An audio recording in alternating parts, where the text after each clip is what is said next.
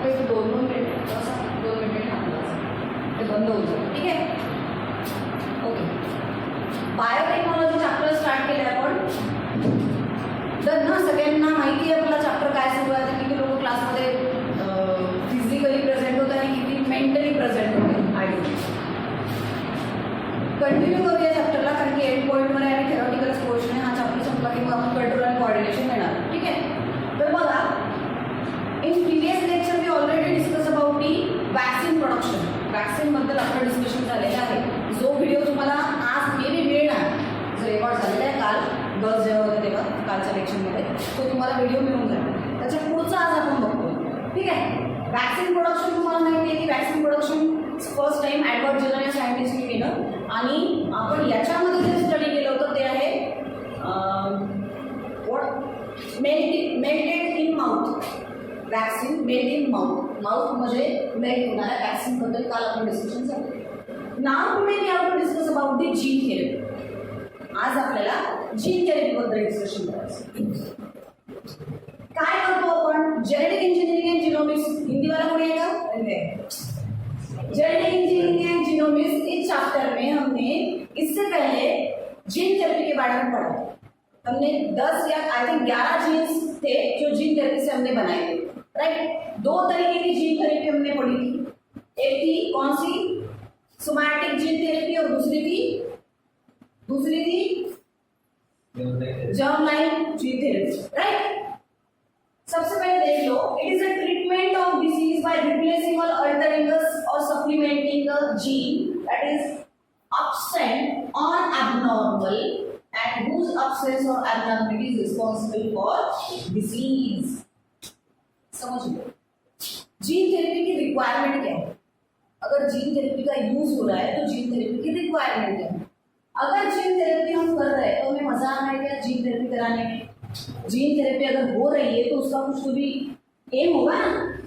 अगर आपके बॉडी में कोई डिफेक्ट है या फिर कोई डिसीज कॉज हुआ है तो उस डिसीज कॉजिंग जीन को रिप्लेस करना, अल्टर करना, that is the main M of biotechnology.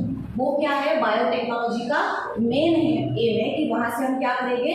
Defective gene को रिप्लेस करेंगे, निकाल के. ओके. अब निकाल फेंकने के बाद में, अब निकाल फेंकने से डिसीज थोड़ी तो दूर हो जाए. हमें उसे हेल्दी जीन से मतलब एक्सचेंज भी कराना होगा, रिप्लेस भी कराना होगा.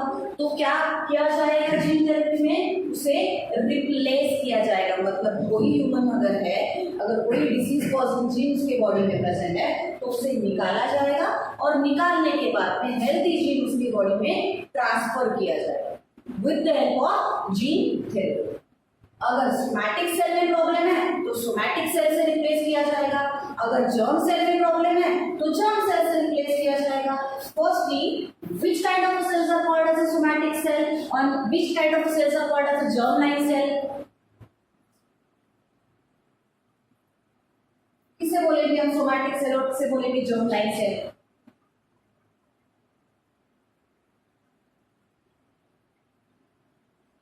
फर्स्ट, अगर हमें पढ़ना है और हमने पढ़ा भी है तो उस टाइम का पढ़ा हुआ कुछ भी याद नहीं है तो तुम लोगों को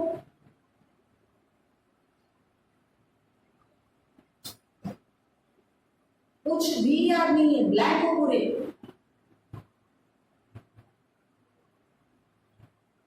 ब्लैंक स्लेट के जैसे आए हो बस, उस पर अब लिखना है. अभी तक क्या याद आएगा? somatic cell are the whole body cell except reproductive cell. आपके बॉडी के पूरे सेल्स सोमैटिक सेल होते हैं, पूरे के पूरे. सोमैटिक सेल्स क्या बोलेंगे हमसे? क्या बोलेंगे? Whole body cell. हमारे बॉडी के पूरे बॉडी सेल को हम सोमैटिक सेल बोलते हैं. तो जर्म लाइन कौन से हुए?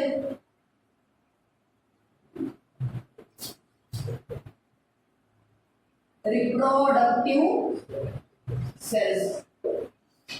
जो सेल रिप्रोडक्टिव सेल है उन्हें हम बोलते हैं जर्म लाइन सेल. मतलब अगर रिप्रोडक्टिव ऑर्गन से रिलेटेड डिसीज हुआ है, अगर रिप्रोडक्टिव ऑर्गन से रिलेटेड डिसीज हुआ है, 2-2 मिनट में तुझे उस पर हाथ लगाना है, वो वेट करता है हाथ लगाने का, ठीक है? ओके, लेकिन चलो आगे बढ़ते हैं।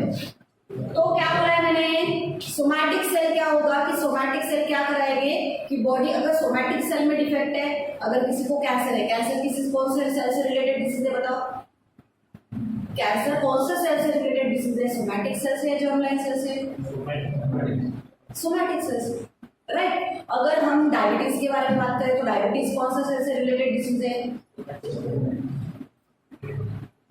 सोमैटिक सेल से। मतलब क्या कि आपके बॉडी के पर्टिकुलर ऑर्गन में अगर कोई डिसीज कॉज हो रहा है तो हम उसे क्या बोलेंगे, उस रिलेटेड डिसीज को सोमैटिक और उसी रिलेटेड डिसीज को जर्मलाइन जीन थेरेपी हम बोलते हैं। ओके, देन क्या बोला है यहाँ पे, DNA that code for specific gene is delivered to a individual cells in the body. मैंने आपको पहले ही बोला है कि अगर स्पेसिफिक जीन अगर डिफेक्टिव है तो आप क्या करोगे, हमने आर रिकॉम्बिनेंट टेक्नोलॉजी में क्या पढ़ा है, आरडीएनए टेक्नोलॉजी में क्या पढ़ा है, आरडीएनए टेक्नोलॉजी में हमने क्या पढ़ा, हमने डोनर सेल से किसी को निकाला, डोनर सेल से डीएनए को निकाला, डीएनए एक्सट्रैक्ट किया, डोनर किसे बोला हमने, क्या आठवत आहे का तुम्हाला, आधी सांगा बघा मला, थोडं थोडं आठवत, गुड, बघा आर रिकॉम्बिनेंट डीएनए टेक्नोलॉजी मध्ये आपण काय करतो कि सबसे पहले किसी के बॉडी में अगर डिफेक्ट है, अगर मुझे किसी के बॉडी में से निकाल के सेल जीन बनाना है तो मैं क्या करूँ, सबसे पहले मैं क्या करूँ, आर रिकॉम्बिनेंट टेक्नोलॉजी से अगर बनाना है तो मैंने क्या देखा है इससे पहले कि मैंने एक डोनर सेल लिया, डोनर मतलब इसके पास बहुत है तो तू दे दे भाई, तेरे पास अच्छा वाला है, इसके पास डिफेक्टिव है। अगर किसी के बॉडी को, किसी को डायबिटीज है, किसी को डायबिटीज है तो डायबिटीज है क्यों है, क्योंकि उसकी बॉडी में इंसुलिन प्रोड्यूस करने वाला जीन नहीं प्रेजेंट है, राइट ना? इंसुलिन जो प्रोड्यूस करता है वो जीन उसके बॉडी में प्रेजेंट नहीं है, इसलिए उसे डायबिटीज है, राइट और नॉट? अगर मुझे डायबिटीज से रिकवर होना है तो मैं क्या लूंगा, इंसुलिन, राइट ना? इंसुलिन चाहिए मुझे, अगर इंसुलिन चाहिए तो इंसुलिन को बनाना पड़ेगा, वो क्या सब्जी है कि 2-4 फल लिए बनाए पकाए और दे दिए खा भाई इसमें इंसुलिन, ऐसा कुछ है क्या? आप किसी के बॉडी से ऐसे डायरेक्टली उसके पास नहीं बोल सकते हो, इंसुलिन प्रेजेंट रहने वाले थाउजेंड्स ऑफ हो गए, उसमें एब्सेंट रहने वाले 5 तो हो गए, तो वो 5 बच्चे के ऐसे बोलेंगे या फिर 5 इंसान के ऐसे बोलेंगे कि यार तुम लोग को इतने सारे हो, 95 लोग हो, तो आप थोड़ा थोड़ा थोड़ा इंसुलिन मुझे दे दो, I am okay with that, ऐसा होगा क्या? नहीं, तो उसे बाय प्रोसीजर जाना पड़ेगा। तो बाय प्रोसीजर में क्या होता है कि जिसके बॉडी में प्रेजेंट है उससे निकालना, इसलिए वो हो गया, वो क्या हो गया, वो क्या हो गया, डोनर हो गया। ये बात समझो ना पहले मैं आपको, ओके, वो क्या हो गया, डोनर हो गया। अब डोनर के बॉडी में से मैंने ये निकाला, जी डीएनए निकाला, अब मैंने बोला था कि इसके बॉडी में राउंड है, ये डोनर हो गया, ये डोनर, इसके बॉडी में से मैंने निकालना है तो ये टुकड़ा मैं काट दूंगी, ये डीएनए है जो इंसुलिन को बनाना है, ये डीएनए है जो इंसुलिन को बनाना है, ठीक है? इसको कट करने के लिए मैंने क्या यूज किया, इसको कट करने के लिए मैंने क्या यूज किया,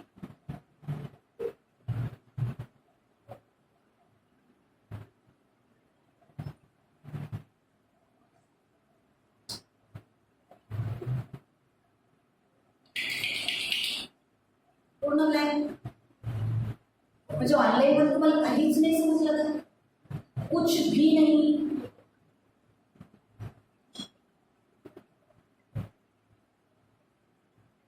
अगर ऑनलाइन के बेसिस पे ही अगर एग्जाम देने की रहती तो तुम क्या फेल हो जाते थे क्या? सेल्फ स्टडी नाम की भी कोई चीज होती है, नहीं होती है? अगर कोई चीज आपको ऑनलाइन में नहीं समझ रहे तो उसे यूट्यूब पे ढूंढो, उसे गूगल पे ढूंढो तो नहीं मिलती है, नहीं मिलती है। डेडिकेशन चाहिए, सब होता है। हमें भी नहीं पता था ये सारी चीजें जो है, ये मुझे भी नहीं पता थी, लेकिन की ना मैनेज। अब तुम न्यू जनरेशन ऐसा बोलोगे कि हमें यार समझ भी नहीं आया, सामने वाला तो पूरा सर पीट को पाट के सबको तुमको पढ़ा रहा है उस सारे सिचुएशंस जाके। यू कांट इमेजिन कि मैंने 3 ब्रॉडबैंड चेंज किए घर पे, तीनों के पैसे पड़े मुझे, नेटवर्क नहीं रहता था, ऑनलाइन टीचिंग के लिए लैपटॉप पुराना था, भाई से लाया, वो काम नहीं कर रहा था तो नया लैपटॉप लिया ऑनलाइन टीचिंग के लिए।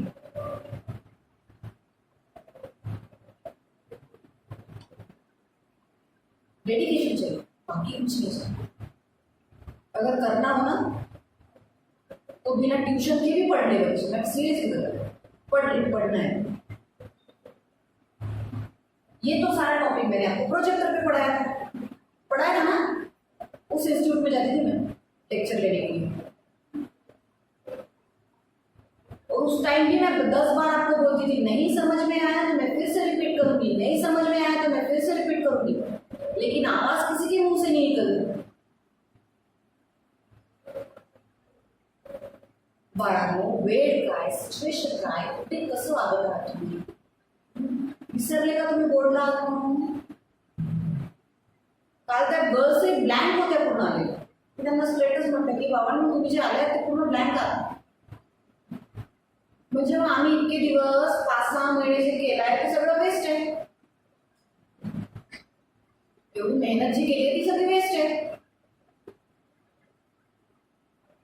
आता एवढी सोपी गोष्ट मी जेव्हा तुम्हाला सांगितली कि किसी डीएनए को अगर कट करना है तो वहां पे मॉलिक्यूलर सीजर्स प्रेजेंट रहती है, रेस्ट्रिक्शन एंडोन्यूक्लियस नाम का एंजाइम प्रेजेंट रहता है, और that restriction endonuclease enzymes are responsible to cut the DNA, वो प्लाज्मिड में से हो, वो वेक्टर में से हो, या फिर किसी होस्ट सेल में से हो, किसी भी डीएनए को कट करने के लिए we need a molecular scissor. और कौन सा होता है मॉलिक्यूलर सीजर, ये भी बताया था कि सिंगल लाइन के लिए बहुत बार एग्जाम में आया हुआ क्वेश्चन है कि व्हाट इज मॉलिक्यूलर सीजर, और which enzyme is known as a molecular scissor, which enzyme is known as a molecular scissor, restriction endonuclease. बोला था या नहीं बोला था? अगर मैंने आर रिकॉम्बिनेंट डीएनए टेक्नोलॉजी से इसे कट किया, डोनर में से मुझे इंसुलिन बनाना है, तो मैं क्या करूंगी, तेरे पास है उसको मुझे कट करना पड़ेगा, वो डायरेक्टली नहीं आएगा, तो डायरेक्टली क्या करना पड़ेगा, कट करना पड़ेगा इसे, इस डीएनए को, इस जीन को। तो कट करने के लिए मैंने रेस्ट्रिक्शन एंडोन्यूक्लियस का यूज किया, इसे कट किया। मैंने ये भी समझाया था कि प्लाज्मिड होते हैं, कौन से प्लाज्मिड, मोस्ट कॉमन प्लाज्मिड्स का नाम क्या है, which are the most common plasmid which is used in our recombinant DNA technology। कौन से प्लाज्मिड्स है, कौन से वेक्टर्स है, क्लोनिंग वेक्टर्स। क्लोनिंग वेक्टर्स क्या है, ब्लैंक शीट पे समझो, नहीं है ना, सब गया हुआ है ना सर्वे से, ब्लैंक शीट पे समझो, ये मुझे लिखा हुआ कोई फायदा नहीं है, ते बाबा तू तरी त्रास नको घेऊ, हे पोरं काही त्रास देतात, यांचं काही किती चांगलं केलं यांच्यासाठी। ओके,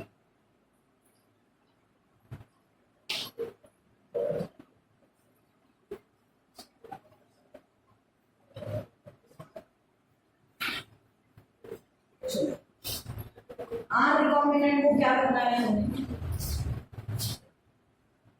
डीएनए को कट किए, या डीएनए को, ये डोनर है, ये डोनर है, डोनर के बॉडी में से keep a safe distance between two students, change the positions,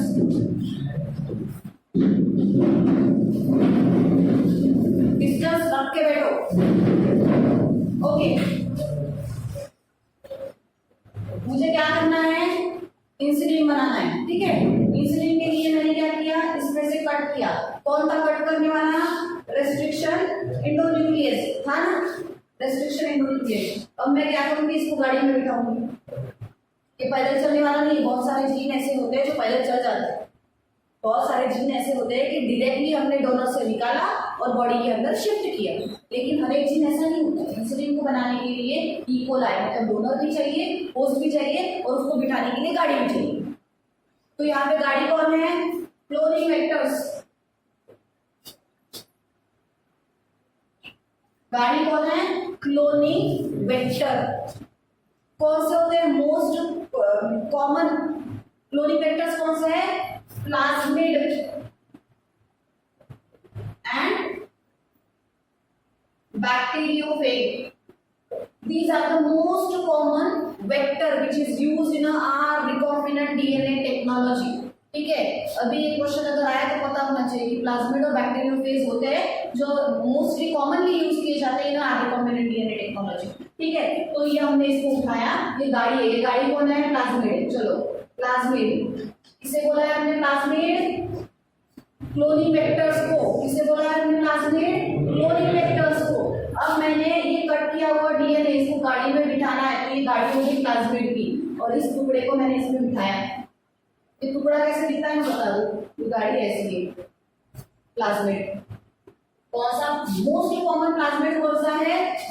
PBR, T छोटा 322, PBR 322 is the most common plasmid.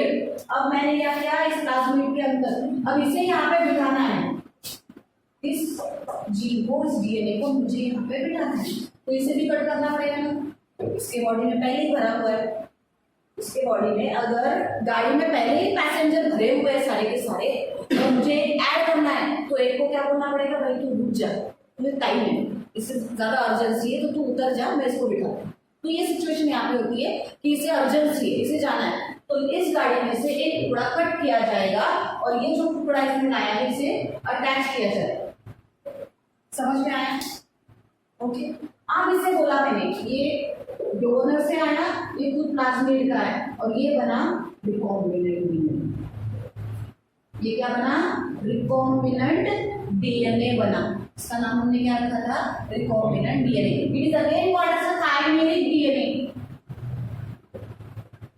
It is again called as a chimeric DNA. Chimeric DNA word ध्यान रखना। Are for recombinant. Recombinant क्यों बना बोला है हमने इसे? क्योंकि इसने क्या किया? दो जीन को, दो डीएनए को कंबाइन किया, दो अलग। रिकॉम्बिनेंट मतलब री मतलब रिकंस्ट्रक्शन, जो नया कॉम्बिनेशन बनता है उसे हम रिकॉम्बिनेंट बोलते हैं। ओके, तो इसने क्या किया? इसे कंबाइन किया और एक नई बॉडी बनी और उसे नाम दिया गया रिकॉम्बिनेंट डीएनए और it is again called as chimeric DNA. उसे हमने क्या नाम दिया? Chimeric DNA. अब ये बन गया काइमेरिक डीएनए, पूरा हो गया इसे। अब ये ओके है जाने के लिए, कहाँ जाएगा ये? इसको जाना है तो कहाँ जाएगा ये होस्ट बॉडी के अंदर जाएगा। होस्ट बॉडी कौन से लेते हैं हम? इकोर्शिया कोलाई नाम के बैक्टीरिया में इंसुलिन का जीन इंट्रोड्यूस किया जाता है, तो इसे कट किया, ये खुद का डीएनए इसका, ये इसका खुद का डीएनए है इकोलाई बैक्टीरिया का, और ये शिफ्ट हुआ है।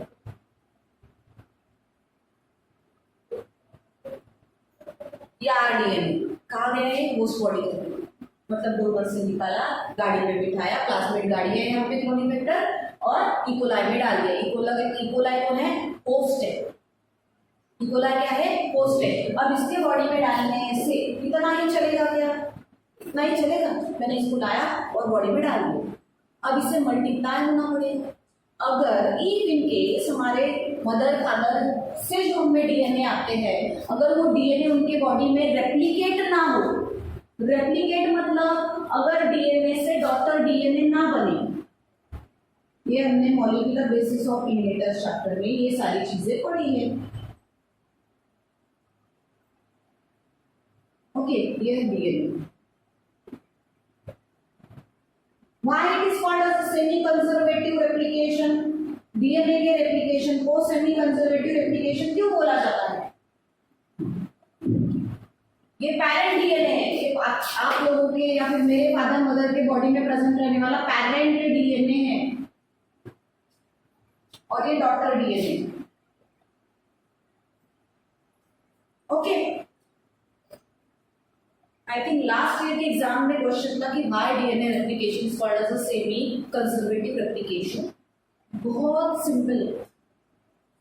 because daughter DNA carry a 50% part parents and 50% from a daughter new. So 50 from parent and 50 from new, old and new, 50% old or 50% new. So that's why it is called as a semi-conservative replication. इसी वजह से इसे क्या बोला जाता है? Semi-conservative replication बोला जाता है. बिकॉज ओल्ड और न्यू दोनों भी पार्ट कंबाइंड है, 50-50%, नॉट बोथ, 50-50%. ओके, अब ये डीएनए अगर बॉडी के अंदर रेप्लिकेट नहीं हुआ तो इतने डीएनए से हमें चलना है, इतने से डीएनए से मेरे खुद के बॉडी में भी रहेगा और दूसरे की भी बॉडी में शिफ्ट होगा. मतलब मेरे मम्मी पापा में भी है और मुझ में आने के लिए उस डीएनए को रिप्लिकेट होना पड़ेगा, तब वो शिफ्ट होगा मेरे बॉडी के अंदर. मेरे बॉडी में आने के लिए पहले उनके बॉडी में रेप्लिकेट होना जरूरी है. यस और नो? हम माइटोसिस मियोसिस पढ़ते हैं, हम लोगों को पता है माइटोसिस मियोसिस. मियोसिस कौन से सेल में होता है बच्चों?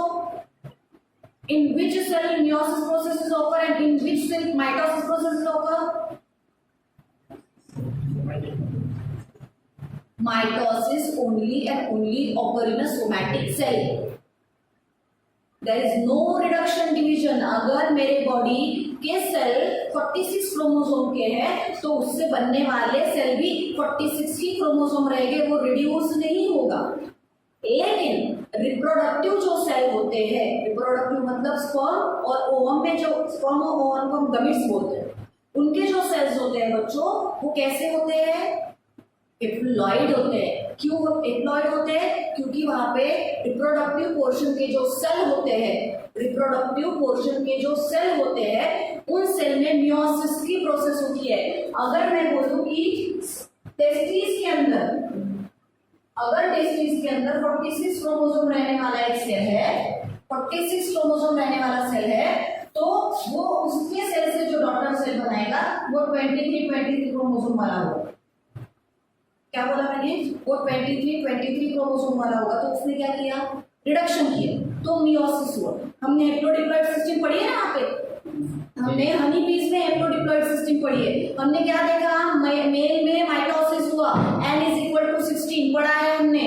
कोई चेंज हुआ उसमें? नहीं. लेकिन फीमेल में मियोसिस की प्रोसेस हुई जहाँ पे n=32 था, वहां पे क्या हुआ? n=2n=32 था, वहां पे क्या हुआ था?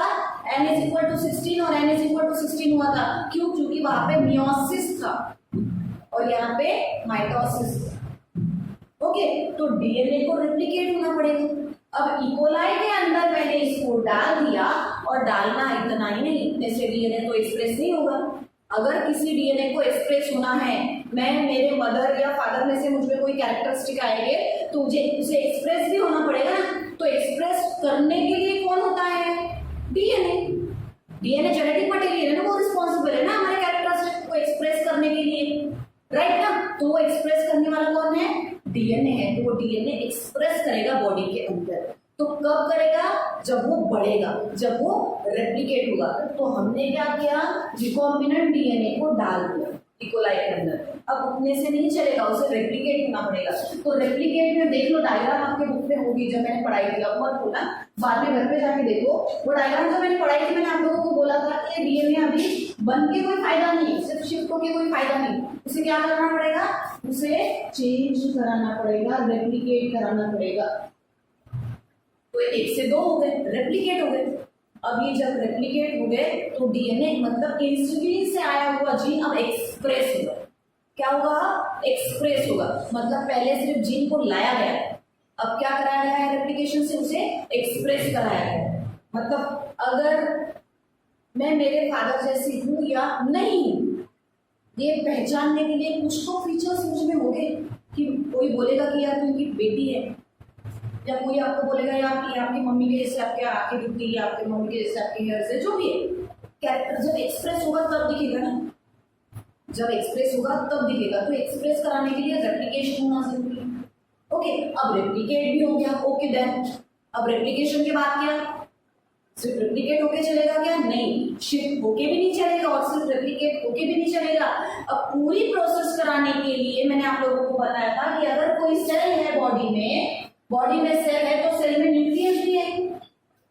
न्यूक्लियस के अंदर हो रही है सारी प्रोसेस, न्यूक्लियस के अंदर हो रही है सारी प्रोसेस. डीएनए रेप्लिकेशन कहाँ होता है?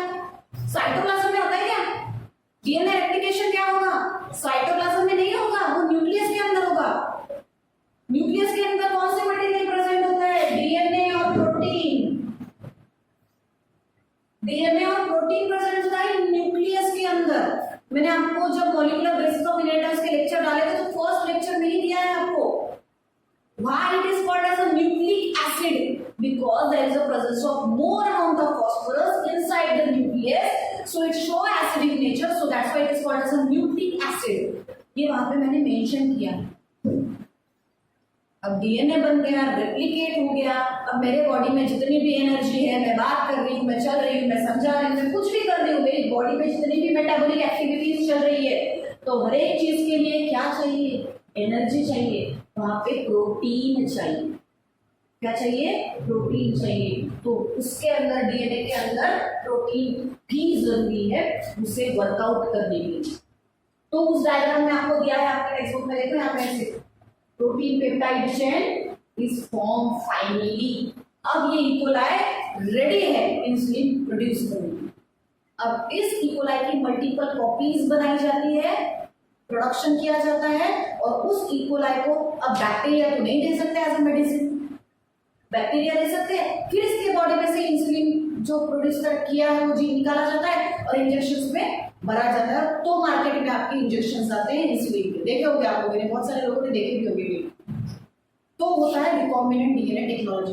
इतना ही नहीं है बच्चों, ये मैंने शॉर्टकट में समझाया आपको, ये चीजें मैंने आपको शॉर्टकट में समझाई, वहां पे डिटेल ही है आपके बुक में। ये तो डायग्राम सेम ऐसी है, नो चेंज। रेस्ट्रिक्शन एंजाइम में वही है, लेकिन इसे अगर आपको लिखना पड़े तो टेक्निकली लिखोगे ना पॉइंट वाइज। ऐसे तो नहीं है कि उठा के मैंने मैडम ने ऐसे ऐसे बोल दिया तो ऐसे लिखिए, उसका अंडर हेडिंग आपको लिखना पड़ेगा अगर आपको मार्क्स चाहिए। तो ये है RNA recombinant DNA technology. Clear है सबको? अभी सबको क्लियर है? हमने इसमें पीसीआर टेक्निक भी पढ़ी थी। पीसीआर टेक्निक में क्या करते हैं हम? पीसीआर टेक्निक में क्या करते हैं? क्या जरूरत क्या है PCR technique? Is there any need? What is amplification? किसे बोलेंगे एम्प्लीफिकेशन?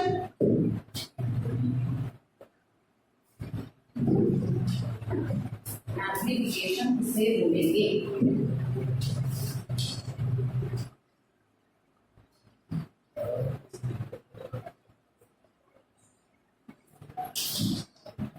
एग्जाम मध्ये विचारलेले क्वेश्चन्स आहेत बाळांनो।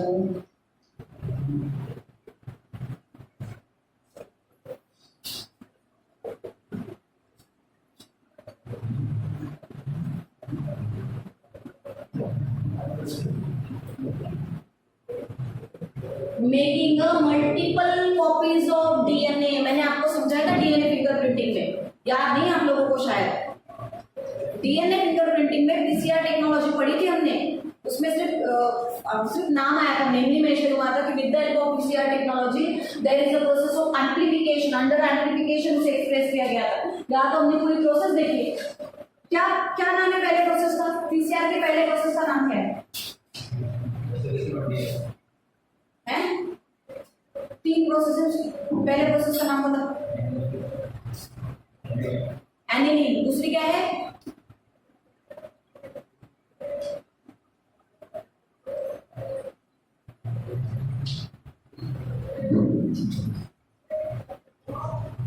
टेक्स्ट बुक है, टेक्स्ट बुक है, टेक्स्ट बुक लाया है? चलो देखो क्या है पहले प्रोसेस का नाम। कैसे तुम्हें कैसे भूल जाते हो? तीन प्रोसेस है उसकी, कोई एक भी निकाले तो भी चलेगा। पीसीआर टेक्नोलॉजी निकालो, ये भी नहीं पता होगा कितने लोगों को कौन से बुक में है, कौन से चैप्टर में है। पता है क्या कौन से चैप्टर में है? आवाज नहीं, साइलेंस।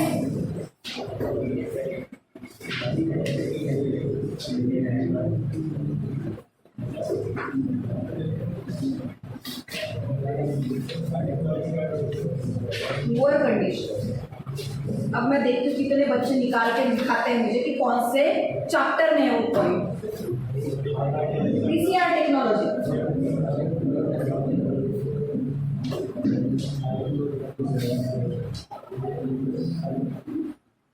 बताओ बताओ बताओ, ये तो पता चले कि ये भी पता है नहीं पता है कि कौन से चैप्टर में है।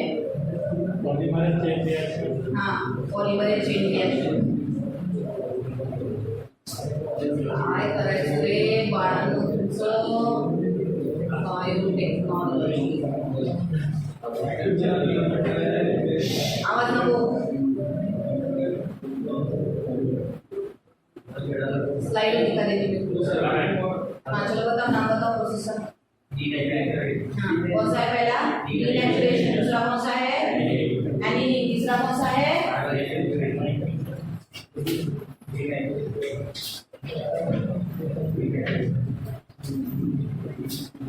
डीनेचुरेशन, एनीलिंग एंड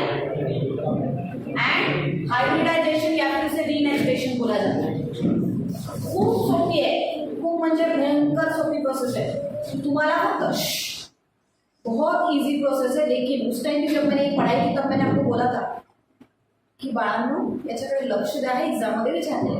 बाळ आमचे खूप संज्ञान झाले आहेत ना, लॉकडाऊनमध्ये राहतो आमचे बाळ आता मोठे झाले आणि मोठे झाले तर ते कॉलेजला गेले असं त्यांचं म्हणणं झालं असेल मे बी, इसलिए पढ़ना ही नहीं हमको, बोर्ड तो हम भूल ही गए।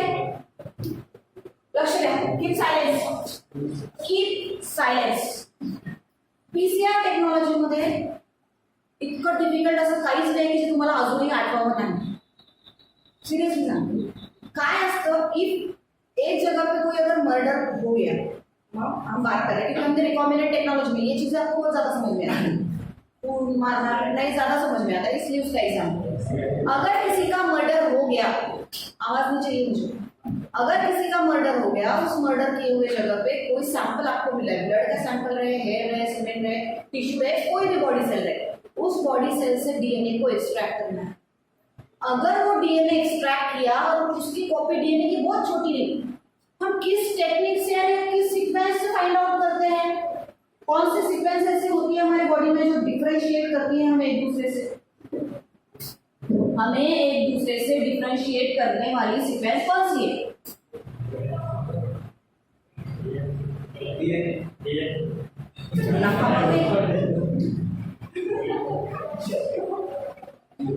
स्वप्न जात आहे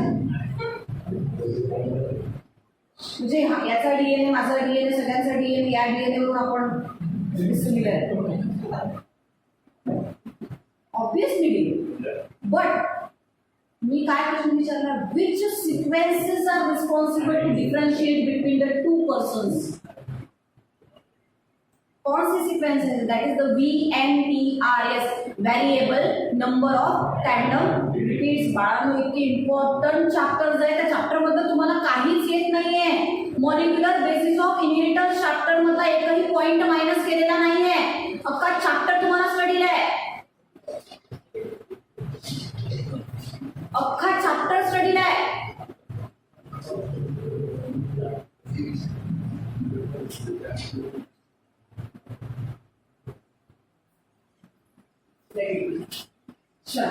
मग आता आपल्याला काय सॅम्पल मधून आपल्याला काय करायचं आहे? डीएनए एक्सट्रॅक्ट करायचं आहे। डीएनए एक्सट्रॅक्ट केल्यानंतर जर VNTRS सीक्वेंसेस त्याच्यावर दिसत नसेल, अगर उस डीएनए के ऊपर, ये डीएनए है और इस डीएनए के ऊपर मुझे VNTRS नहीं नजर आ रही क्योंकि छोटा सा डीएनए सैंपल मिला, तो मैं वहां पे क्या करूंगी, उसे पीसीआर टेक्निक पे डालूंगी। उस सैंपल को मुझे क्या करना है? पीसीआर, पॉलीमरेज चेन रिएक्शन वहां पे कैरी आउट करनी है। पॉलीमरेज चेन रिएक्शन क्या कराएगी? इस डीएनए को लंबा कराएगी, उसकी मल्टीपल कॉपीज बनाएगी, जोड़ के फिर VNTRS फाइंड आउट किया जाएगा। VNTRS मैं बता दूं कि 99.9% वी आर सिमिलर। जितने भी है हमारा, सारे जितने भी बच्चे हैं या जितने भी लोग हैं ह्यूमन बीइंग है, सबका डीएनए 99.9% सिमिलर है, 0.1% डिफरेंट है, जिसे हम VNTRS बोलते हैं। इसका लॉन्ग फॉर्म एग्जाम में पूछा जाता है या फिर इसका मतलब पूछा जाता है। VNTRS, variable number of tandem repeats. ये सीक्वेंसेस हर एक के बॉडी में अलग रहेगी। कहां से आएगी? हमारे प्रीवियस जनरेशन से आएगी, हमारे मदर से आएगी, हमारे फादर से आएगी, और वो सीक्वेंस हमारे बॉडी में शिफ्ट होगी। तो इस टेक्निक से किसी का बच्चा अगर हो गया तो भी पेरेंट्स को ढूंढा जा सकता है with the help of DNA test. DNA test बोला जाता है। बहुत महंगी होती है, बहुत लास्ट स्टेज में ये सिचुएशन मतलब ये टेस्ट की जाती है, लेकिन इस टेक्निक से आप किसी भी बच्चे के पेरेंट्स को फाइंड आउट कर सकते हो, किसी भी मर्डर को फाइंड आउट कर सकते हो, ठीक है। तो ये जो डीएनए सैंपल मुझे मिला है, मे बी ब्लड हो सकता है, मे बी टिश्यू हो सकता है, मे बी सीमेन हो सकता है, हेयर्स हो सकते हैं, तो यहाँ से डीएनए को एक्सट्रैक्ट किया जाएगा। अगर वो छोटा है तो उसे पीसीआर में भेजा जाएगा, polymerase chain reaction. Polymerase chain reaction पे डालने के बाद में उसके ऊपर 3 प्रोसेस की जाती है। पहली होती है डीनेचुरेशन, दूसरी होती है एनिलिंग और तीसरी होती है रीनेचुरेशन या फिर उसे हाइब्रिडाइजेशन बोला जाता है। देखो अब क्या होता है, ये डीएनए है, डीएनए तो डबल स्ट्रैंडेड है ना, ऊपर का एक स्ट्रैंड और नीचे का एक स्ट्रैंड, कॉम्प्लीमेंट्री पेयर कहते हैं यहाँ पे, पता है?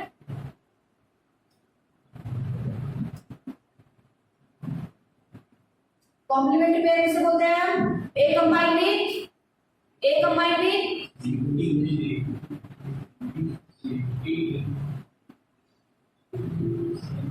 मार खाण्यालायक लाजिरवाणी गोष्ट आहे ही, हसण्यासारखं काहीच नाहीये बाळांनो। बेसिक आहे बेसिक, जे 10th पर्यंत तुम्ही शिकले आहात। Always and always a combined with T and C combined with the G. A in between the A and T there is a presence of double bond, sorry single ring present रहती है A और T में, और C और G में double ring present रहती है। प्यूराइन और पिरिमिडाइन में डिवाइड करते हैं इसे, तो कहां से आएगी pair? A T C G, ऐसी पेयर प्रेजेंट रहती है वहां पे, ओके। अब इसे कॉम्प्लीमेंट्री पेयर बोला जाता है। तो ये हो गई ए, अगर यहाँ पे है तो सी, सॉरी टी, अगर टी है यहाँ पे तो ये, ऐसे सीक्वेंसेस यहाँ पे प्रेजेंट रहते हैं। तो सबसे पहले क्या करना पड़ेगा, इसको तोड़ना पड़ेगा। तो क्या किया जाता है? डीनेचुरेशन किया जाता है। एग्जाम में इसका टेम्परेचर पूछा हुआ है, लास्ट ईयर के एग्जाम, अभी जो 2000 आपके पहले बैच में ना, वहां साइलेंस। तो डीनेचुरेशन कौन से? डीनेचुरेशन का सीधा सीधा मतलब है इसे गर्म करके तोड़ो, उबालना, हीटिंग अप करना। तो पहले उस डबल स्टैंडर्ड डीएनए को सिंगल स्टैंडर्ड में कन्वर्ट किया जाता है, उसे गर्म किया जाता है, तोड़ा जाता है। तोड़ने के लिए कितना टेम्परेचर चाहिए? 90 to 98 डिग्री। इतने टेम्परेचर में उसे उबाल के तोड़ दिया जाएगा, हीटिंग अप करना किया जाएगा। अब ये ब्रेक हो गया बॉन्ड, इनके बीच में कौन सा बॉन्ड प्रेजेंट रहता है? That is the presence of hydrogen bond between the purine and pyrimidine pair. और यहाँ पे जो लास्ट में ये होता है ना, ये जोड़ने वाला, इसे बोला जाता है फॉस्फोडाइस्टर बॉन्ड। क्या बोला जाएगा? Phosphodiester bond. तो ये हाइड्रोजन बॉन्ड ब्रेक हो गया with the help of denaturation. अब नेक्स्ट प्रोसेस क्या है? एनिलिंग। एनिलिंग में क्या किया जाता है? कूलिंग किया जाता है, मतलब जो उसे गर्म किया था उसे ठंडा किया जाता है। ठंडा करने के बाद में, ठंडा करने के लिए टेम्परेचर कितना चाहिए? 40 to 60। सिंगल लाइन क्वेश्चन इस पे आया हुआ है, 40 to 60 टेम्परेचर उसका करना पड़ेगा, ठंडा करना पड़ेगा। अब ये तो टूट गए ना। अब एक तो यहाँ का तो कॉम्प्लीमेंट्री पेयर टूट गया, तो कॉम्प्लीमेंट्री पेयर बनाने के लिए वहां पे क्या चाहिए? प्राइमर चाहिए। Molecular basis of inheritance chapter में हमने आरएनए प्राइमर को पढ़ा है। Leading strand, lagging strand, sorry leading strand और लैगिंग स्ट्रैंड नहीं याद है मुझे, पता है, ठीक है। आरएनए प्राइमर यहाँ पे बनना स्टार्ट हुआ, और आरएनए प्राइमर और टैग पॉलीमरेज नाम का enzyme, tag polymerase enzyme use होता है। एंजाइम के नाम पे क्वेश्चन सिंगल लाइन के लिए पूछा गया है। अब कौन से एग्जाम में याद करना पड़ेगा, लेकिन पूछें। Taq polymerase is known as a stable enzyme in a temperature. High temperature में भी ये स्टेबल रहने वाला एंजाइम है, इसीलिए टैग पॉलीमरेज नाम के एंजाइम को कहा गया है। ओके, चलो, तो टैग पॉलीमरेज एंजाइम यहाँ पे डाला जाता है उसके बाद में, और डालने के बाद में प्राइमर फॉर्मेशन होता है। और प्राइमर फॉर्मेशन का मतलब क्या? कि नीचे से स्ट्रैंड बनना स्टार्ट हो जाएगा। अब मुझे बताओ कि हवा में से आएगी ये सारे? अगर यहाँ पे ए सी जी ए टी जो भी सीक्वेंसेस है इसके साथ में कंबाइन होने के लिए हवा में से आएंगे बाकी की कॉम्प्लीमेंट्री पेयर। कहाँ पे होते हैं कॉम्प्लीमेंट्री पेयर? कहाँ पे प्रेजेंट होते हैं? उसके डीएनए के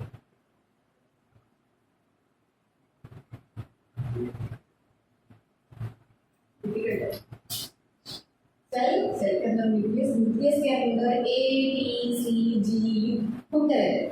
अगर डीएनए है तो यू नहीं रहेगा, डीएनए है तो यू नहीं रहेगा, यू रिप्लेस करता है ना आरएनए को, आरएनए में प्रेजेंट रहता है A U C G. Okay done, समझ में आ गया। तो ये न्यूक्लियस है, उस न्यूक्लियस के अंदर सारे घूमते रहते हैं। तो जब डीएनए ब्रेक किया जाएगा तो वहाँ पे उसकी कॉम्प्लीमेंट्री पेयर भी अंदर घूम रही होगी, तो उसको यहाँ पे अपने आप में वो जुड़ जाती है, क्योंकि कॉम्प्लीमेंट्री वो कहीं पे भी रहे, वो न्यूक्लियस के अंदर कहीं पे भी रहे वो ए के साथ टी ही आके कंबाइन होगा, उसके बाजू वाला सी नहीं आएगा वहाँ पे, क्योंकि वो जगह उसी की लिए है, तो वही जाके अटैच होता है, वो हमें नहीं करना पड़ता, वो अपने आप हो जाता है ऑटोमेटिकली। तो यहाँ पे ट्रायंगल बनना स्टार्ट हो जाएगा, जिसे हमने क्या बोला है, मतलब डीएनए रेप्लिकेट हो रहा है, बन रहा है डीएनए। अब 2 सिंगल स्ट्रैंडेड थे, अब वो बनना स्टार्ट हुए, और लास्ट प्रोसेस में क्या किया जाता है, 2 कॉपीज ऑफ बनती है। 2 कॉपीज ऑफ मतलब ये पूरा कंप्लीट हो जाता है डीएनए बन। अब एक कॉपी ऊपर की इसकी बनी और नीचे दूसरी कॉपी दूसरे इसकी बनी, तो इसे बोला जाएगा डबल स्ट्रैंडेड, 2 कॉपीज बनी। तो it is a simple method of PCR technology. Simple method है पीसीआर टेक्नोलॉजी का। क्या किया हमने इसमें, कुछ डिफिकल्ट है इसमें, काहीतरी डिफिकल्ट आहे का, की तुम्हाला खूप डोक्याला ताण द्यावा लागत आहे की लक्षात ठेवायचं, मग का बरं लक्षात नव्हतं पीसीआर टेक्नोलॉजी, क्यों, मतलब ऐसा क्या है, मुझे तो समझ में नहीं आया इसमें डिफिकल्टी क्या है।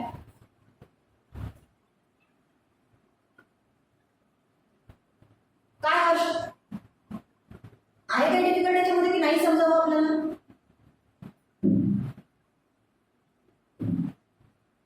है क्या कुछ प्रॉब्लम इसमें फिर,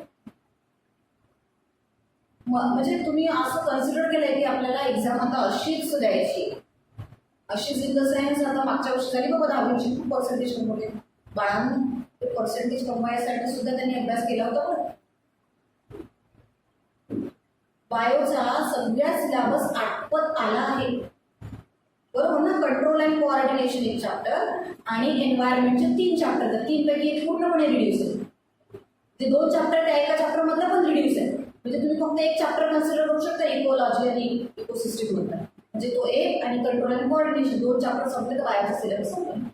हो मी ते रिपीट करेल जर तुम्हाला समजलं नाही तो इश्यू नाही, पण मला म्हणायचं आहे की जर सिलेबस आठवत आलाय बाळांनो तर तुमचं काम काय आहे की अभ्यास करणे, आणि एवढा गोल्डन चान्स तुमच्याकडे होता, जर तुम्हाला ऑनलाईन कळत नाही, जर एखादं लेक्चर नाही समजलं तर तुम्ही युट्यूबवर जाऊन ते लेक्चर्स बघू शकता, तुम्ही गुगलवर जाऊन ते लेक्चर स्टडी करू शकता, काही कन्सेप्ट अर्धवट राहिले असेल तर तुम्ही शोधू करायचं। ते केव्हा केलं जातं, जेव्हा आपल्याला माहिती की आपल्याला अभ्यास करायचा, काहीच डिफिकल्ट नाही याच्यामध्ये की तुम्हाला नाही आठवत, मला नवल येत आहे आणि हे सगळे चॅप्टर मी आता प्रोजेक्टवर शिकवलेले आहेत तुम्हाला, त्याच्यामध्ये किती प्रेझेंट होते आय डोंट नो, कारण प्रत्येक वेळेस नाव नाही पाहू शकत किती लोक प्रेझेंट होते, बट हे आता, आणि माझ्या घरी मला सकाळी 9:30ला घरून निघून जायचं होतं की 10 वाजता बॅच राहायची मला करायची, तर तिथे ते रविनगरला जाऊन फक्त ब्रॉडबँड आहे, माझ्याकडे काम नव्हतं करत, त्यांच्याकडे नेट यूज करायचा होता, म्हणून तिथे जाऊन लेक्चर द्यायची की पोरांना कळलं पाहिजे, तुमच्यासाठी एवढ्या धावपळी केलेल्या आहेत, अक्षरशः माझ्या डोळ्यातून पाणी पडलेलं है कि यार मेरे नेटवर्क का इशू होता है, मेरा प्रॉब्लम होता है, मुझे नहीं जाना इस प्रॉब्लम में, चलो यहाँ पे जाते हैं वहाँ पे जाते हैं, ऐसा सोल्यूशन निकालते हैं वैसा सोल्यूशन निकालते हैं, बट तुमचं तर बिल्कुल ब्लँक आहे का। पॅलिंड्रोम सिक्वेन्सेस कशाला म्हणतो आपण, which are the palindrome sequences, what is the blunt end sticky ends,